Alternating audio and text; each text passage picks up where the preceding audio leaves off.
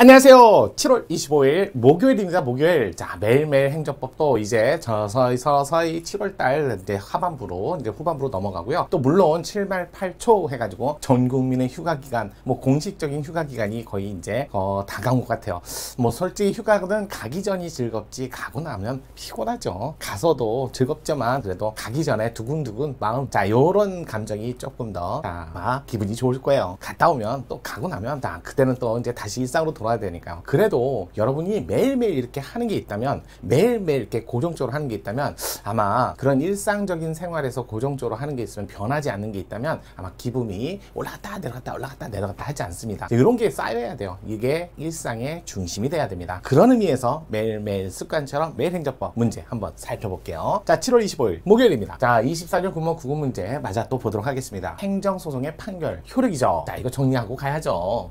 보도록 하죠. 판결, 행정소송에서 행정소송법. 자, 이거는 행정소송에 관한 일반 규정, 일반법이다. 뭐 개별법에 비송사건 절차법에 따른다. 그건 개별법으로 가시면 돼요. 자, 행정소송법의 행정소송법은 행정소송 절차에 있어서 일반법이고 별도의 법률에 개별 규정이 없으면 일로 갑니다. 물론 행정소송법에 규정이 다 있진 않아요. 이 법이 없으면 민사집행법, 민사소송법, 민사집행법 또는 민사소송법 요거를 갖다 요걸 준용합니다. 자, 요거는 행정소송법을 얘기할 때 그렇고요. 또 행정소송의 종류 이렇게 돼 있으면 뭐 4조라든지 5조에 보면 자, 이렇게 항고소송, 당사자소송, 그래서 주관소송이라고 하죠. 그러나서 객관소송으로서 기관소송, 민중소송 이렇게 두 가지를 두고 있어요. 4조에 그 중에 항고소송의 종류를 여기서 이제 5조에서 자, 취소소송, 무효동 확인소송, 그 다음에 부작위법 확인소송이죠. 요렇게 소송을 법의 규정을 두고 있고 요렇게 규정을 두고 있는데 요 규정을 열기 한마디로 제한적으로 이해를 하기 때문에 다른 소송을 인정하지 않는다는 거예요.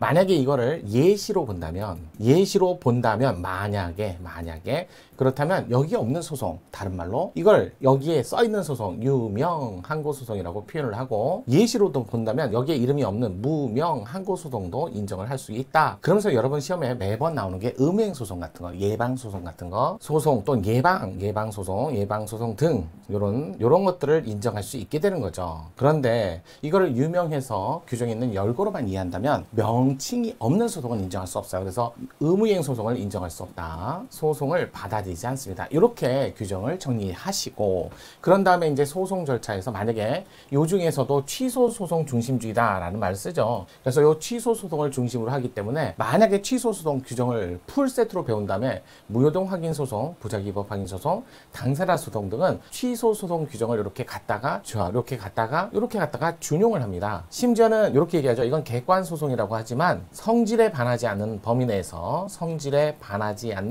내에서는 요 취소 소송 규정을 준용할 수 있다. 이렇게 써요. 그러니까 행정소송법 얘기할 때 민사집행법, 민사소송법을 준용한다라는 거하고, 소송의 종류에서 취소 소송의 규정을 다른 주관 소송 내에서 또는 객관 소송에서는 성질에 반하지 않는 범위 내에서, 왜냐면 객관 소송과 주관 소송은 엄연히 다른 소송이기 때문에요. 그래서 갖다 조문을 쓴다, 절차를 진행한다 이렇게 보시면 되고, 그러다 보니까 취소소송 중심주의에 따라서 그래서 취소소송에서 요건 파트에서 소장이라는 거에 7가지 요건을 구비해야죠. 대부분 뭐 대상적격, 원고적격, 피고적격, 소외이익 이렇게 얘기하고, 그 다음에 전심, 그 다음에 기간, 관할 이런 것들을 지켜서 요거는 이제 소송 요건이라고 하고, 요거는 당사자 요건이라고도 또 따로 표현을 쓰지만 어찌됐든 소장에다 이렇게 요건을 구비하고, 그 다음에 본안 가서 본안에서는 위법하다 또는 적법하다 또는 이유가 있다 이유가 없다 이런 것들을 입증해야죠.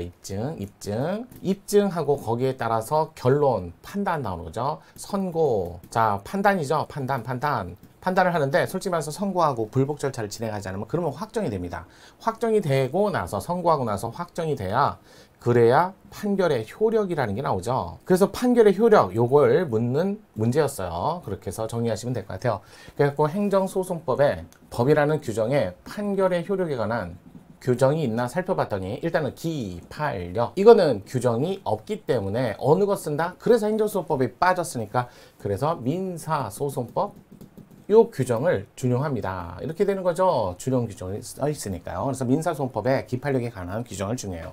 그래서 주문에, 자, 주문이라면, 자, 취소, 인용 또는 인용이 됐든 기각이 됐든 요 주문에는 효력이 미치지만 그 전제 이유 여기에는 미치지 않습니다. 그래서 주문에는 미치나 전제 이유에는 미치지 않는다. 그 다음에 형성력, 기속력, 특히 뭐 기속력 규정은 거부에 관한 취소 소송을 통해서 취소가 됐을 때 기속력이 있죠. 그래서 요거 거부, 취소된 경우, 자, 이렇게 취소, 인용된 경우, 이럴 때 기속력이 미친다. 마찬가지로 형성력도 인용됐을 때, 요 규정은 어찌됐든 간접적이나 있어요. 그래서 요거는 규정이 마련돼 있지만, 그래서 인용됐다. 그러면 형성력은 뭐다? 취소라는 인용 결정이 됐을 때는 소급해서 효력이 발생하고 당사자 신뢰가 주어지지 않는, 자, 소급표는 잘못 끊고, 그러니까 신뢰가 주어지는 수익적 처분에 관한 인용은 요거에 관한 인용은 장래효가 원칙이지만 다만 신뢰 보호의 대상이 될 수 없다면 신뢰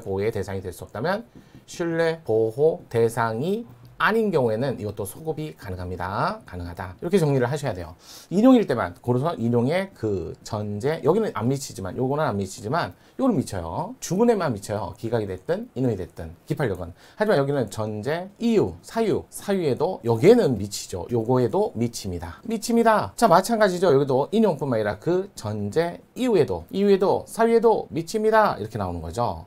하지만 기각에는 미치지 않는다는 거, 이렇게 보시면 돼요. 뭐 대부분 다 조문 내용이라든지 인용 내용이라든지 이런 것들 알 거예요. 그러면서 보통 기속력이라는 게 거부 처분이 취소되면, 자, 재처분 의무, 반복 금지 의무.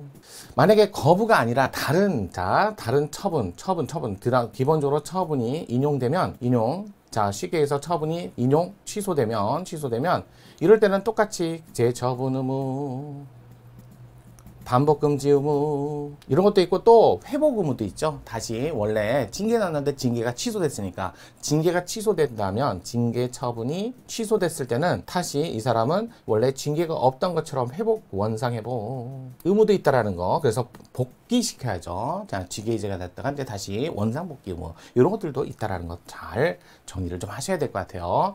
기본적으로 이렇게 정리를 하고 나서 문제를 보시면, 자, 행정소송 판결의 형성력과 기속력, 기판력을 내기는 안 했어요. 인용, 그 전제, 이유, 사유, 여기에 미친다는 거죠. 따라서 기속력은 행정청, 국가기관 간에 이런 제3자 모두에게, 반대죠. 어이구, 큰일 날 뻔했네요. 자, 그래서 이렇게 보시면 돼요. 요거는, 자, 형성력은, 자, 이거 맞네요. 청, 간에, 그 다음에 제3자 모두에게, 다만 인용, 그 전제 사유가 있을 때, 제가 착각했어요. 맞죠? 기속력은 청간에, 국가기관 간에. 자, 볼게요. 9. 도시 및 주거환경정비법상 주택재개발사업조합의 조합 설립, 인가는요, 취소됐어요. 그랬을 땐 소급합니다. 그래서 인가처분이 취소됐을 때, 선생님 인가는 수익적인데 취소됐으니까, 장래화 아닙니까? 형성적 행정행위, 인가가 취소되면 처음부터 소급하여 효력이 상실하는 효력이 발생합니다. 요거 많이 나오는 지문이니까 좀 정리 잘 하시는 게 좋을 것 같아요.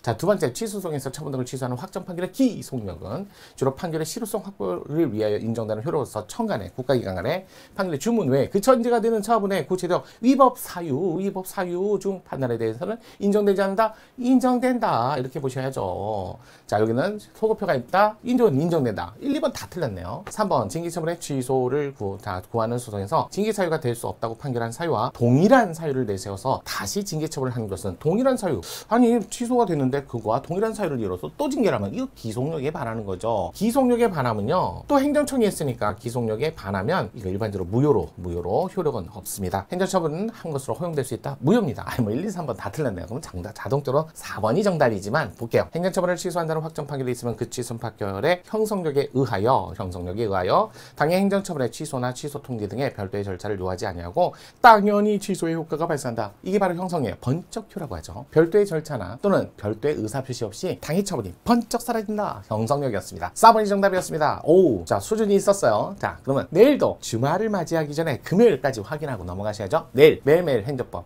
정의는 찾아오겠습니다.